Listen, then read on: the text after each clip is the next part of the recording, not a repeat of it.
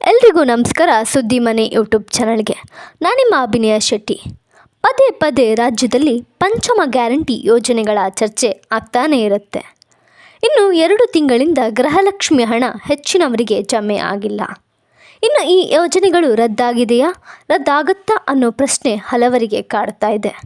ಇನ್ನು ಈ ವಿಷಯದ ಬಗ್ಗೆ ಪ್ರತಿಕ್ರಿಯಿಸಿರುವ ಮಹಿಳಾ ಮತ್ತು ಮಕ್ಕಳ ಕಲ್ಯಾಣ ಸಚಿವರಾದ ಲಕ್ಷ್ಮೀ ಹೆಬ್ಬಾಳ್ಕರ್ ಅವರು, ಚುನಾವಣೆ ನೀತಿ ಸಂಹಿತೆಯಿಂದಾಗಿ ಜೂನ್ ತಿಂಗಳ ಗೃಹಲಕ್ಷ್ಮಿ ಹಣ ಸ್ವಲ್ಪ ತಡವಾಗಿದೆ.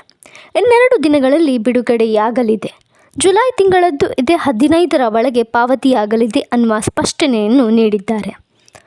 ಇನ್ನು ಗೃಹಲಕ್ಷ್ಮಿ ಯೋಜನೆಯ ಸಲುವಾಗಿ ಡಾಕ್ಯುಮೆಂಟ್ ವೆರಿಫಿಕೇಷನ್ ನಡೀತಾ ಇದ್ದು, ಇನ್ನು ಮುಂದಿನ ದಿನಗಳಲ್ಲಿ ಈ ಯೋಜನೆಗೆ ಅನರ್ಹರಾದವರು ಯಾರಾದರೂ ಈ ಯೋಜನೆಯನ್ನು ಸದುಪಯೋಗ ಪಡಿಸಿಕೊಳ್ತಾ ಇದ್ದರೆ ಅವರಿಗೆ ಇನ್ನು ಮುಂದಿನ ದಿನಗಳಲ್ಲಿ ಈ ಯೋಜನೆ ಹಣ ಬರೋದು ಕಡಿತವಾಗುತ್ತೆ ಎನ್ನುವ ಸ್ಪಷ್ಟನೆಯನ್ನು ಸಹ ಸರ್ಕಾರ ನೀಡಿದೆ. ಧನ್ಯವಾದಗಳು. ಹೆಚ್ಚಿನ ಮಾಹಿತಿಗಾಗಿ ಯಾವಾಗಲೂ ನೋಡ್ತಾ ಇರಿ ಸುದ್ದಿ ಮನೆ.